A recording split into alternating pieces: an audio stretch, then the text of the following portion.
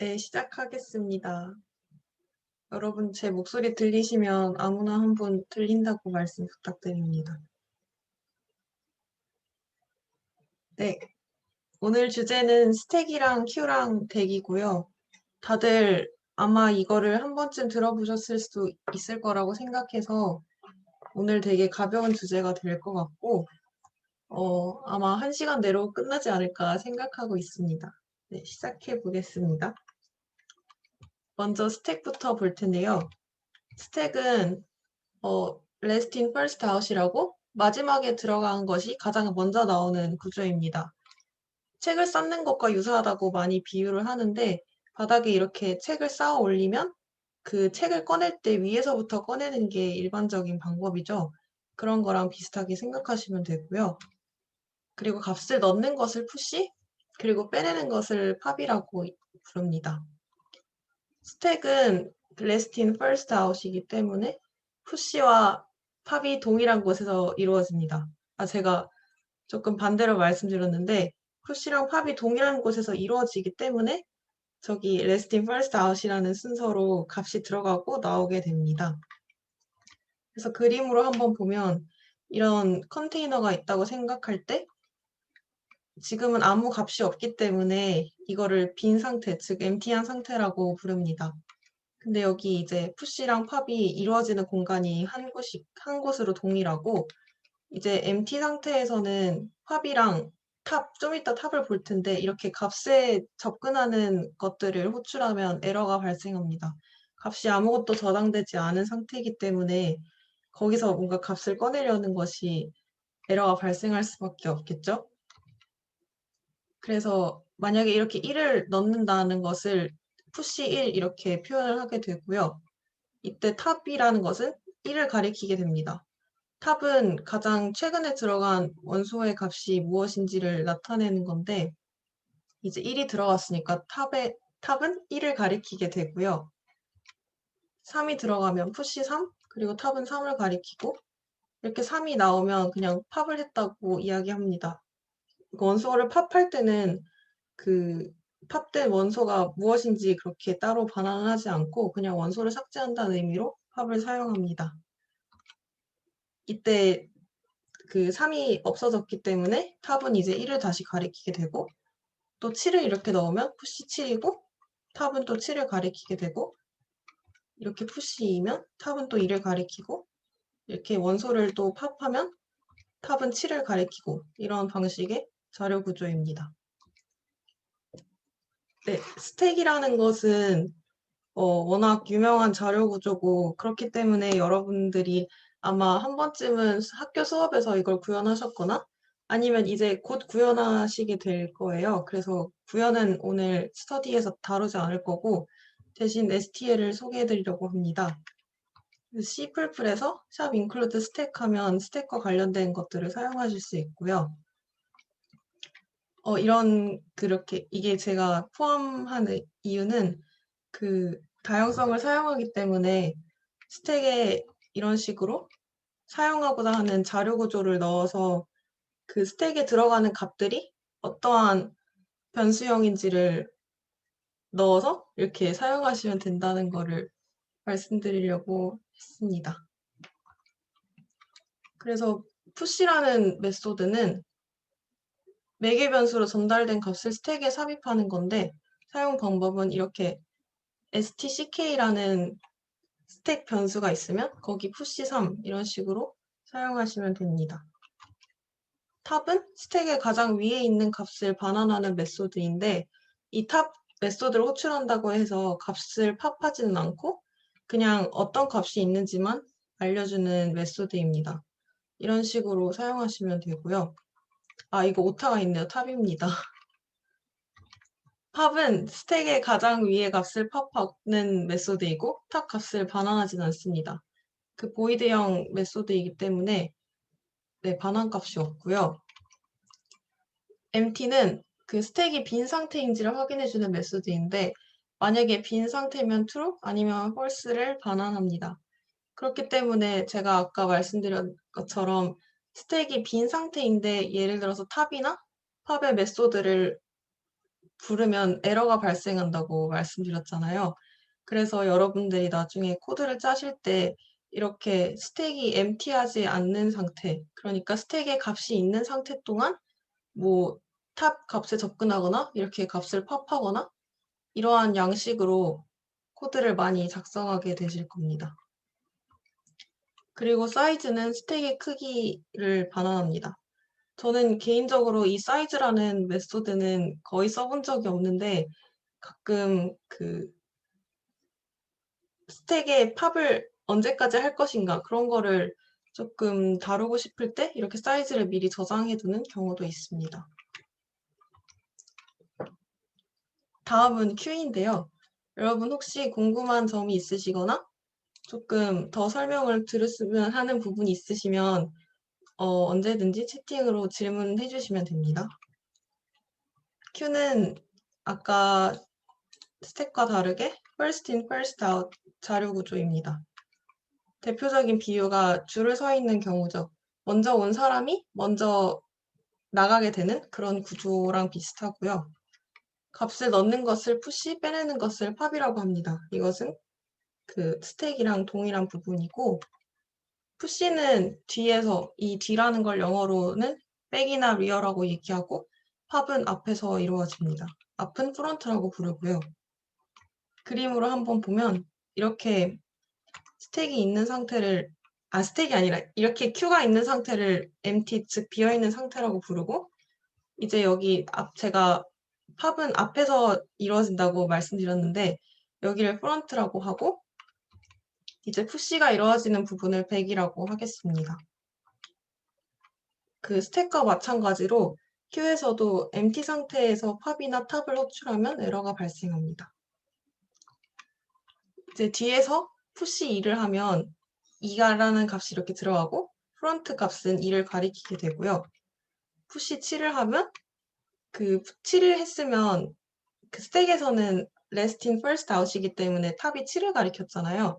근데 Q에서는 first in first out이라서 프론트가 계속 2를 가리킵니다. 그리고 팝을 하면 이제 이 원소는 삭제되니까 프론트는 7을 가리키고 이제 푸시 10을 해도 프론트는 계속 7을 가리키고 있고요. 그리고 또 팝을 하면 프론트는 10을 가리키고 삭제되는 건 맨 앞에 있었던 7이 삭제되고 이런 원리의 자료 구조입니다. 또 STL을 살펴보면 아까 말씀드렸던 것처럼 그 다양성을 이용해서 이런 식으로 원하는 데이터 타입을 넣어서 큐를 선언할 수 있습니다. 사용 방법은 프론트란 메소드는 큐의 첫 번째 값, 즉 프론트에 있는 값에 접근하는 메소드이고 백은 큐의 마지막 값에 접근하는 메소드입니다. 근데 이게 큐라는 자료 구조가 first in, first out의 특징을 갖고 있는데 백에 접근하는 메소드가 있긴 하지만 저는 이걸 사용하는 게 조금 적절하진 않다는 생각이 들어요. 그래서 거의 사용하진 않고 또 만약에 여러분들도 백을 사용하는 일이 필요하시다면 뒤에 나오는 덱이라는 자료 구조를 대신 사용하시는 걸 추천드리지 큐에서 백을 사용하는 건 추천드리지 않습니다. 그렇지만 이게 이런 메소드가 있길래 한번 소개해 드리려고 가져왔고요. 그리고 푸시는 큐의 값을 삽입하는 메소드이고 이런 식으로 사용합니다. 팝은 큐의 첫 번째 값을 제거하는 메소드이고요. empty는 똑같이 비어있는지의 여부를 반환하고 이런 식으로 많이 사용하시게 될 겁니다. 사이즈도 똑같이 큐의 크기를 반환하는 메소드입니다. 세 번째로 덱인데요. 덱은 프론트랑 백에서 모두 값의 삽입과 삭제가 가능한 자료 구조입니다. 스택과 큐가 합쳐진 느낌인데 네, 그림으로 보시면 더 이해가 쉬우실 거예요. 이렇게 똑같이 아무것도 없는 상태는 empty한 상태고요. 여기 프론트에서 푸시랑 팝이 모두 일어날 수 있고 또 백에서 푸시랑 팝이 모두 일어날 수 있습니다. 이게 이제 어디서 일어나느냐는 거에 따라서 푸시 프론트, 팝 프론트 이런 식으로 백과 구분해서 사용해주고 그리고 스택처럼 이렇게 한 곳에서 푸시랑 팝이 둘 다 일어날 수 있지만 프론트랑 백이 구분돼서 있다는 점에서 또 큐와 유사합니다. 그렇기 때문에 스택이랑 큐랑 합쳐놓은 느낌이라고 생각하시면 되게 잘 와닿으실 것 같고요. 이것도 마찬가지로 empty 상태에서 팝이나 프론트나 백 호출 시 에러가 발생합니다. 네, 또 보면 푸시 프론트 하면 이제 앞에서 값을 넣긴 했지만 앞에서 접근하거나 뒤에서 접근하거나 가장 바깥쪽에 있는 값은 똑같이 5이기 때문에 프론트도 5를 가리키고 100도 5를 가리킵니다. 그래서 푸시 101을 하면 프론트는 5, 100은 1을 가리키고요. 푸시 109 하면 100만 9를 가리키고 프론트는 계속 5를 가리키는 상태입니다. 이제 팝 프론트를 하면 프론트는 이제 이 값이 삭제되는 상태니까 1을 가리키게 되고 팝 100 하면 또 다시 프론트랑 100이랑 이제 자료가 1 하나밖에 안 남았으니까 둘 다 똑같이 1을 가리키고요. 이러한 자료 구조입니다. 역시 STL을 살펴볼 건데 이 친구도 다양성을 이용해서 이런 식으로 여기 안에 원하는 데이터 타입을 넣어서 사용하시면 되고요. 또 이제 아까 말씀드렸던 것처럼 푸시랑 팝이 프론트랑 백에서 둘 다 이루어질 수 있기 때문에 어디서 하는 건지에 대한 구분이 필요해서 이런 식으로 작성을 해주시면 됩니다. 팝도 마찬가지로 이렇게 팝 프론트인지 팝 백인지 이렇게 적어주시면 되고 또 값을 이제 거기 스택에서는 탑이라고 얘기했는데 그런 거랑 다르게 이제 프론트랑 백 모든 값에 접근할 수 있으니까 이런 식으로 적어주시면 됩니다. 여기에서 그 앞에서 말씀드린 스택이랑 QSTL이 다 이 덱에서 이렇게 상속받아서 오는 구조라서 상속이라보다는 덱을 기반으로 한 구조이기 때문에 100이라는 것도 Q에 있는 것 같은데 아까 말씀드린 것처럼 그 뒤에 값에 접근을 하려면 그 특징상 덱을 그냥 처음부터 이용하시는 게 더 좋을 것 같다는 생각입니다. Q에서는 굳이 100을 사용하시지 마시고요. 네, 그래서 똑같이 empty라는 메소드가 있어서 이런 식으로 사용하시면 되고 size라는 메소드도 있습니다. 여기까지 혹시 궁금한 점 있으시면 질문해 주세요. 혹시 있으시면 채팅창에 아무거나 치시고 천천히 해주시면 됩니다.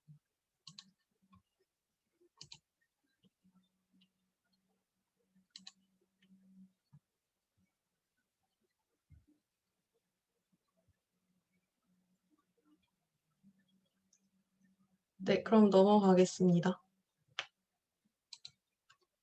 저 BOJ 9012번 괄호 문제인데 여기 링크를 넣어놨으니까 혹시 가서 읽어보시거나 아니면 네, 어쨌든 한 2분 정도 문제를 읽어보고 한번 생각해 보시는 시간을 갖겠습니다.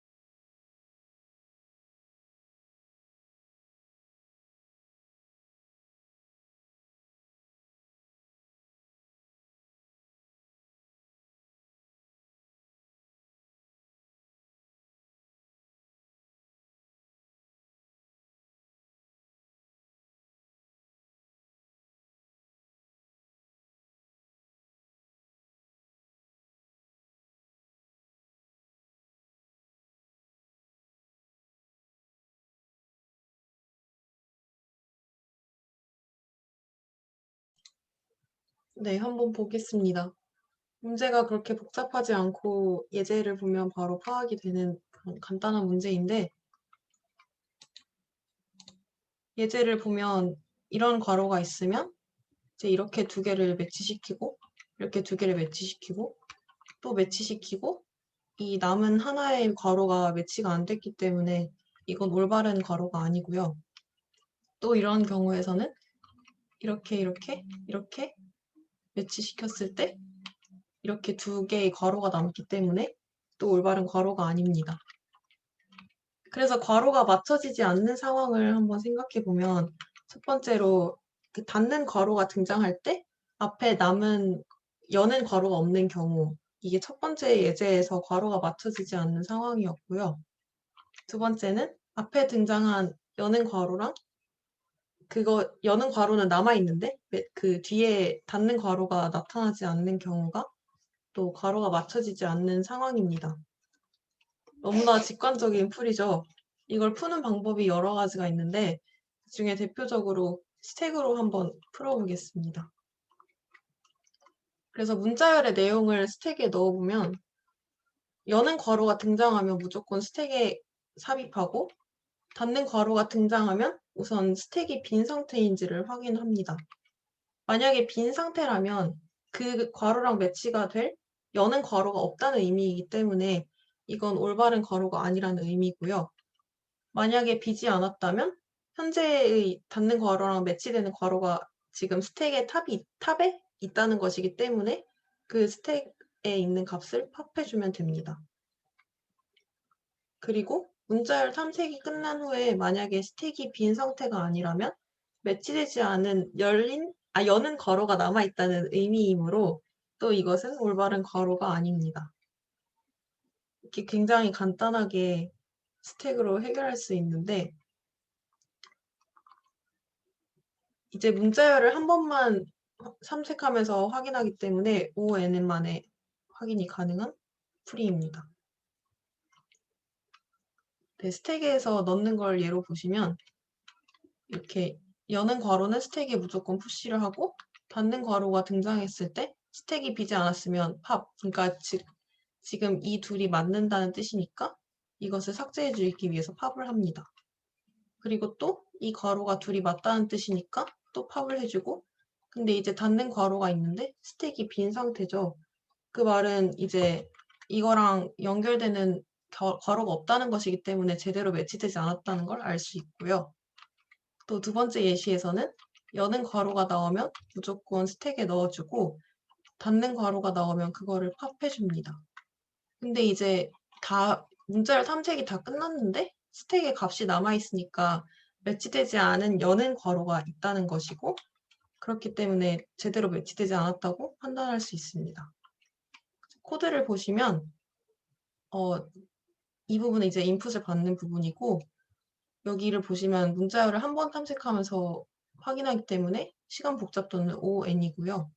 이제 여는 괄호가 등장하면 스택에 푸시하고 닫는 괄호가 등장한 경우에 만약에 스택이 비었으면 매치되지 않는 닫는 괄호가 있다는 의미이므로 답은 올바르지 않은 문자열이다라고 하고 더 이상 탐색을 할 필요 없이 종료하면 되고 만약에 스택이 비어있지 않다면 매치되는 괄호를 스택에서 팝해줍니다.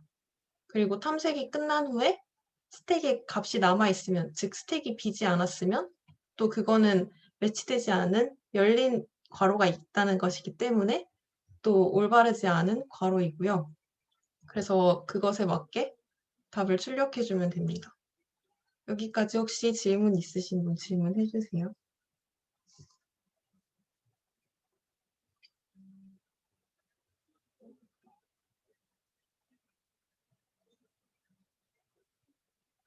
혹시 질문 있으신 분들은 언제든지 짧게나마 아무거나 쳐주시면 됩니다. 그럼 넘어가겠습니다. 두 번째 문제는 라우터 문제인데요. 이것도 한번 읽어보시고 네, 2분 있다가 한번 같이 보겠습니다.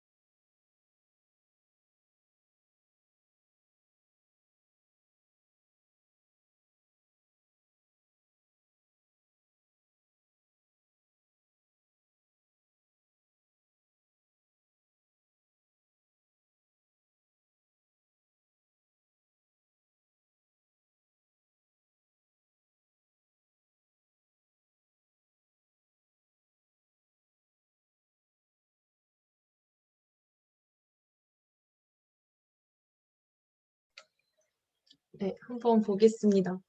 이거 문제가 엄청 긴데 별로 그렇게 엄청 중요한 내용이 많은 것 같진 않고 가장 중요한 포인트는 이 문단 안에 다 있는 것 같아요. 여기서 입력으로 들어온 패킷을 순서대로 위치시키고 먼저 온 패킷부터 하나씩 처리한 후 버퍼에서 제거한다. 이 부분이 있죠. 이 부분은 자기가 Q를 사용하는 문제라고 온몸으로 설명해주고 있는 듯한 부분입니다. 이걸 딱 보시는 순간 first in, first out이구나. Q를 사용하는 문제구나. 이렇게 떠올리시면 되고요. 그리고 또 문제를 푸는 데 있어서 좀 중요한 부분은 버퍼에 공간이 생길 때까지 입력받는 패킷은 모두 버려진다. 이 부분을 놓치시면 답이 안 나옵니다.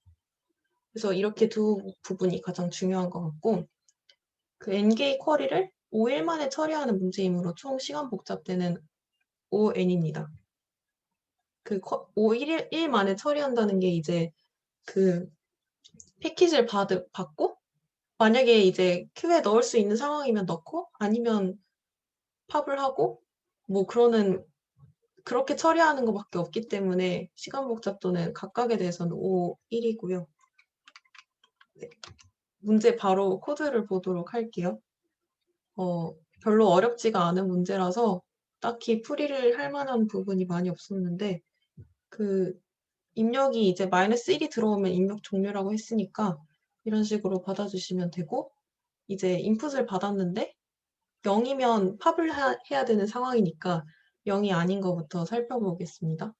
패킷이 들어왔을 때 만약에 q 사이즈가 n보다 작으면 공간이 있다는 의미니까 패킷을 넣고 만약에 그렇지 않다면 그냥 무시를 해주면 됩니다. 그리고 0이 들어온 경우, 즉 라우터가 패킷을 하나 처리하는 경우에는 버퍼에 있는 패킷을 처리하면 됩니다. 그리고 만약에 다 처리가 끝났을 때 Q가 비어있으면 MT를 출력해주고 그렇지 않다면 앞에서부터 하나씩 출력해주면 됩니다. 정말 간단한 문제였는데 이 문제에서는 이 0이 입력되는 상황, 즉 라우터가 패킷을 하나 처리하는 상황에서는 버퍼가 비어있을 때는 0이 입력으로 주어지지 않는다고 명시가 되어 있어요. 근데 제가 아까 말씀드린 것처럼 이런 조건이 없는 경우가 훨씬 많고 또 그런 상황이 많기 때문에 팝이나 프론트나 뭐 스택에서는 탑 등의 메소드를 사용하기 전에는 이것이 빈 상태인지를 확실히 한 번씩 꼭 확인하는 습관을 들이면 실수를 줄일 수 있습니다. 네, 이거는 Q의 대표 문제라기보다는 그냥 좀 Q를 사용하는 게 너무나 노골적인 문제인 것 같아서 한번 가져와 봤고요. 모두들 어렵지 않게 이해하실 수 있을 것 같습니다. 그리고 혹시 질문 있으신 분들은 언제든지 질문해 주시길 부탁드리고요. 다음 문제로 넘어가겠습니다. 세 번째 문제는 이제 스택이랑 큐를 했으니까 덱 문제인데 이것도 문제를 한번 읽어보시고 2분 있다가 다시 같이 보겠습니다.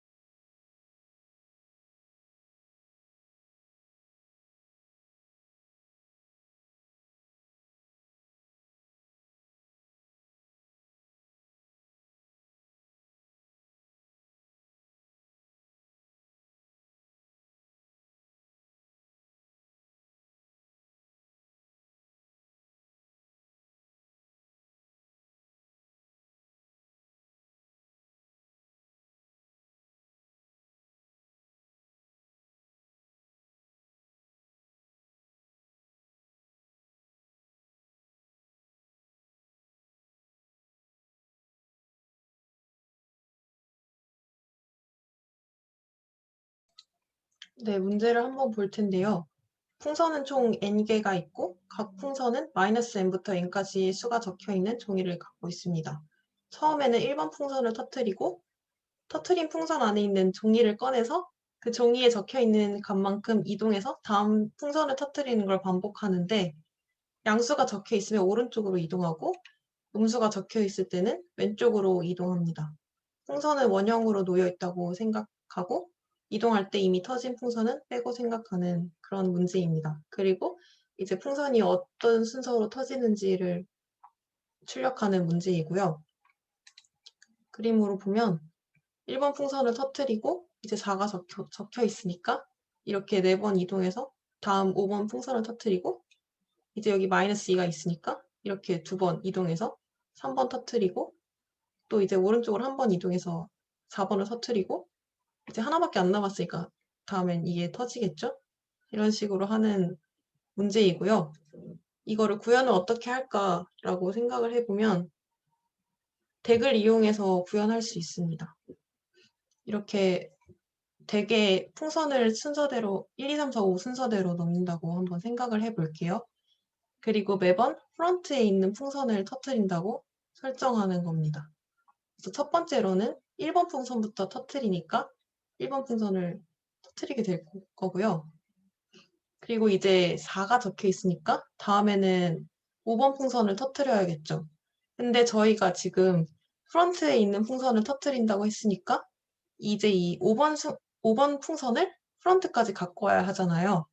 그리고 이제 2, 3, 4번 풍선의 순서는 이게 통째로 이제 이렇게 이쪽으로 이동을 해야 되는 순서가 유지된 상태로 이쪽으로 이동을 해야 되는 그런 상태이고요.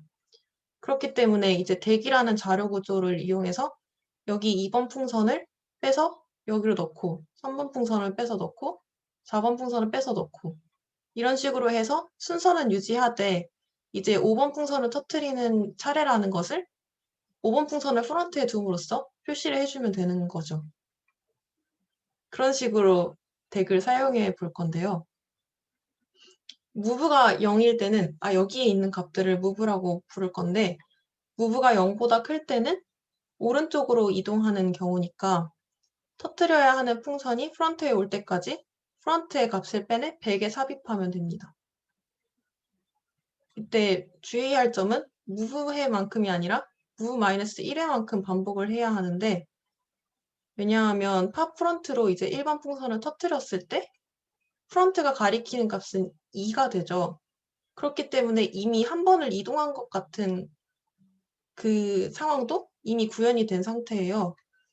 그렇기 때문에 이제 무브회가 아닌 무브-1회만 이렇게 풍선을 빼서 뒤로 넣는 것을 반복하면 되는데 이걸 한번 보시면 2번 빼서 여기 넣고 3번 빼서 넣고 4번 빼서 넣고 이거를 식으로 표현하자면 덱 프런트에 있는 것을 푸시 백 한 다음에 덱 팝 프런트를 하면 되겠죠.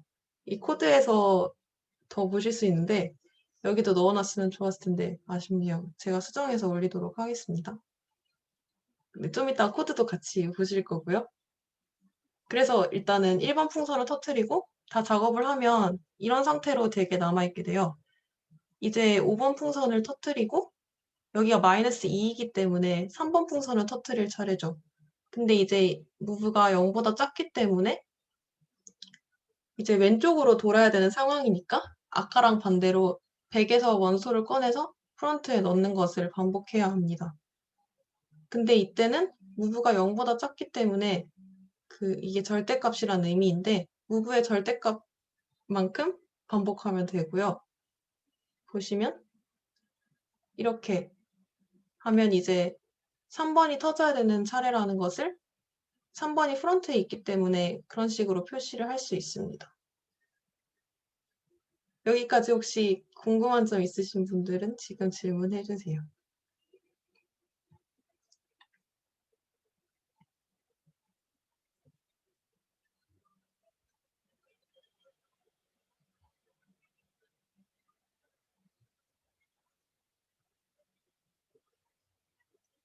네, 넘어갈 텐데요. 문제를 보면 이런 식으로 하나하나 다 옮겨도 시간 복잡도가 괜찮을까라는 의문을 가지실 수가 있어요. 근데 풍선이 n개고 터진 풍선 안에 있는 종이에 적힌 값이 절대값이 최대 n이죠. 왜냐하면 거기에 -n부터 n까지의 숫자가 적혀 있다고 문제에 나와 있으니까요. 그렇기 때문에 각 풍선마다 덱에서 그 풍선을 빼내고 삽입하는 과정이 최대 n번 일어납니다. 그렇기 때문에 시간 복잡도는 5의 n제곱이고 n이 최대 1000이기 때문에 시간 내에 해결 가능합니다. 그래서 코드를 직접 보면 여기는 인풋을 받는 부분이고 이 덱에다가 이제 1부터 n까지 하나씩 차례대로 넣어줍니다. 그리고 그러니까 덱에 값이 있는 동안 이 작업을 반복해 줄 텐데 이거를 뭐 1부터 n까지 반복하겠다 그런 식으로 해도 똑같은 결과가 나오고요. 이제 덱 프런트에 있는 풍선을 터뜨려 주겠다고 했으니까 일단은 덱 프런트에 있는 값을 출력해주고 그 풍선 안에 있는 종이에 적힌 수를 이렇게 move라는 변수에 저장을 해줍니다. 그럼 코드의 구체적인 부분이니까 여러분들은 다르게 구현하셔도 되고 이제 팝 프런트를 함으로써 풍선을 터뜨리는 그런 작업을 한 거고 이제 풍선을 터뜨렸기 때문에 만약에 거기 풍선이 하나밖에 없는 상태였다면 이제 여기서 이제 덱에 더 이상 값이 남아있지 않게 되겠죠. 그렇기 때문에 만약에 덱이 비었다면 브레이크를 해주면 되고요. 그리고 만약에 오른쪽으로 이동하는 상태면 move-1번만큼 풍선을 이동시키므로 이게 move를 1 빼주시고 그 move의 횟수만큼 아까 제가 말씀드린 앞에 있는 값을 뒤에다 삽입한 다음에 앞에 값을 삭제하는 이 작업을 반복해 주시면 됩니다. 여기 이 부분의 구체적인 코드는 꼭 이렇게 하실 필요 없고 그냥 어떤 구현인지만 보시면 되고 스타일이 달라도 전혀 상관없습니다. 그냥 이런 작업이 필요하다 그런 걸 보여드리려고 저는 이렇게 했고 다른 방법으로 하고 싶으신 분 있으시면 상관없습니다. 다 괜찮습니다. 그리고 move가 0보다 작을 때는 뭐 저는 이렇게 했는데 다른 방법으로 원하면 하셔도 괜찮고요. move 동안 풍선을 이동시키는데 이번에는 덱의 뒤쪽에 있는 것을 앞에다가 넣고 덱의 뒤에 값을 삭제해주는 작업을 반복해야 되니까 이런 식으로 구현을 했습니다. 네. 여기까지 궁금한 점 있으시면 질문해 주시고 일단 없으신 것 같아서 계속 하겠습니다. 언제든지 질문해 주셔도 되고요. 마지막 문제인데 이것도 한 2분 정도 읽어보시고 좀 이따가 같이 보겠습니다.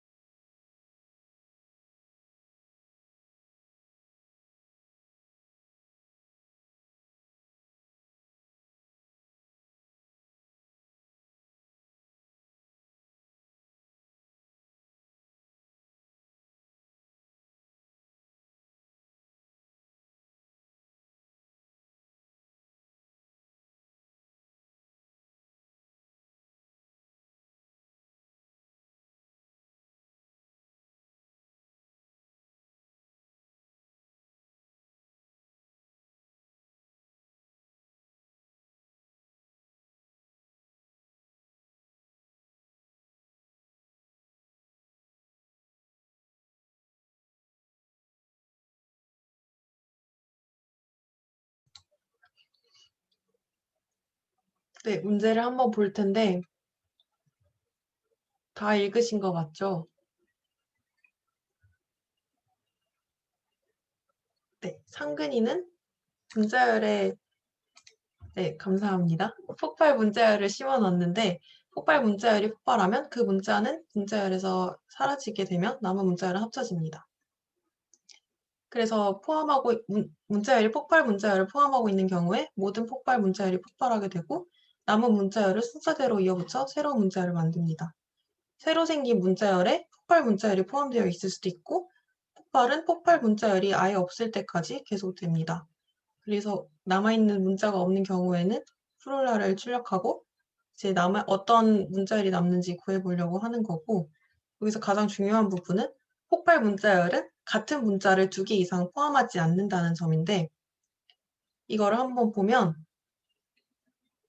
이러한 조건이 있기 때문에 문자열 폭발이 일어나는 순서에 따라서 다른 결과가 발생하지 않아요. 예를 들어서 이런 ABA, ABA, BA라는 문자열이 있고 이제 폭발 문자열이 ABA라고 하면 만약에 이 문자열이랑 이렇게 앞에서 2개를 지우면 남는 문자열이 BA가 되는데 똑같은 건데 이렇게 앞이랑 끝에서 지우면 남는 문자열이 AB가 됩니다. 그렇기 때문에 이 폭발 문자열에서 중복되는 문자가 없다는 조건이 있어서 이 문제가 굉장히 쉬워졌다고 볼 수 있고요. 한번 보면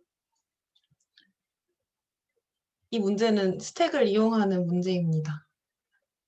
그래서 문자열의 내용을 스택에다가 집어넣고 폭발 문자열의 마지막 문자가 등장하면 스택에서 값을 하나씩 빼내면서 그 지금까지 있던 문자열의 내용이 폭발 문자열인지 확인하는 과정을 거치면 됩니다.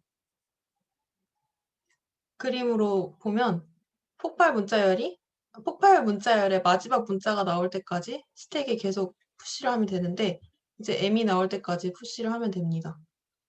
이렇게 푸시하다가 M이 나왔죠. 그러면 이제 이 M이 나온 그 앞에까지의 문자열이 폭발 문자열인지를 확인해야 하는 거니까 스택이 비거나 폭발 문자열과 다른 문자가 등장하거나 더 이상 비교할 문자가 없을 때까지 스택에서 문자를 팝해주면 됩니다. 그래서 첫 번째 2 상황을 보면 이 스택이 비어 있다는 거나 다른 문자가 등장한다는 것은 폭발 문자열에 있는 내용이 이 문자열에 다 없다는 뜻이니까 그게 폭발 문자열이 아니었다는 걸 의미하고요. 세 번째, 폭발 문자열에서 더 이상 비교할 문자가 없다는 것은 그게 폭발 문자열이었고 모두 다 팝이 됐다는 상태를 의미하겠죠. 그래서 그렇게 계속 해보면 되는데 여기서도 팝을 했는데 스택이 비었기 때문에 지금 앞에 있는 UM은 폭발 문자열이 아니었다는 것을 의미하고 그렇기 때문에 이제 지웠던 거를 다시 넣어줘야 합니다. 그래서 U까지 비교를 했으니까 이제 U부터 끝까지 쭉 넣어주면 되는 그런 상황이고요. 이제 이런 식으로 복원을 하시면 되고 또 계속 스택에 문자를 넣을 텐데 이 M이 나올 때까지 문자를 넣어주면 됩니다. 이렇게 딱 M이 나왔는데 이번에도 아까랑 마찬가지로 하나씩 폭발 문자열과 비교를 하면서 스택에서 값을 빼내 볼 텐데 이런 식으로 다 빼고 나니까 3번 상황이 됐죠. 폭발 문자열에서 더 이상 비교할 문자가 없는 상황인데 이 말은 아까 있었던 그 문자열이 폭발 문자열이란 뜻이니까 이런 식으로 해서 폭발 문자열이 다 제거가 된 상태입니다. 그렇기 때문에 넘어가면 되고 이제 또 문자를 넣었는데 똑같이 M이 나왔고 또 똑같이 팝을 하다 보니까 세 번째 상황처럼 폭발 문자열이 제거가 되는 상황이 됐고 이제 이게 문제에서 폭발 문자열이 제거가 된 다음에 합쳐진 문자열에 또 폭발 문자열이 있을 수 있다. 라는 게 이 예시에서는 이 부분이 지워지고 또 합쳐져서 이 부분이 폭발 문자열이 돼서 또 제거가 되는 그런 상황을 말한 거라고 보시면 됩니다. 그래서 또 계속 끝까지 문자를 넣어 볼 텐데 마지막 M이 나왔고 이제 하나씩 비교를 해서 팝을 할 때 다른 다른 문자가 등장했기 때문에 아까 검사하던 그 부분은 폭발 문자의 일부가 아니었다는 의미이고, 그래서 내용을 복원을 해야 해서 이렇게 하나씩 내용을 넣어주면 됩니다. 이렇게 다 탐색이 끝났을 때 스택에 남아있는 문자열이 결국에 답이 되고, 이거는 스택이 빌 때까지 내용을 팝해서 처리를 하시면 됩니다. 그래서 예를 들어서 저는 ans라는 변수를 따로 만들어 놓고 이제 이렇게 하나씩 값을 추가를 해주는데, 보시면 아까 본 답과 반대 순서라는 걸 보실 수 있죠. 그 last in first out이기 때문에 문자열이 반대로 저장이 돼서 맨 마지막에 답은 이것을 뒤집은 게 답이 됩니다. 여기까지 궁금한 점 있으신 분은 질문해 주세요.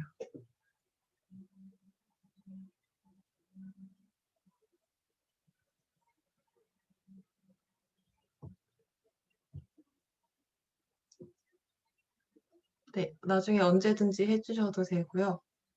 코드를 보면 이제 스태그를 만들어서 스트링을 처음부터 끝까지 살펴보면서 한번 검사를 해볼 건데, 일단 스택에 문자를 넣어주고, 만약에 이 부분이 이제 폭발 문자열의 마지막 문자랑 같다면 검사를 하는 부분입니다.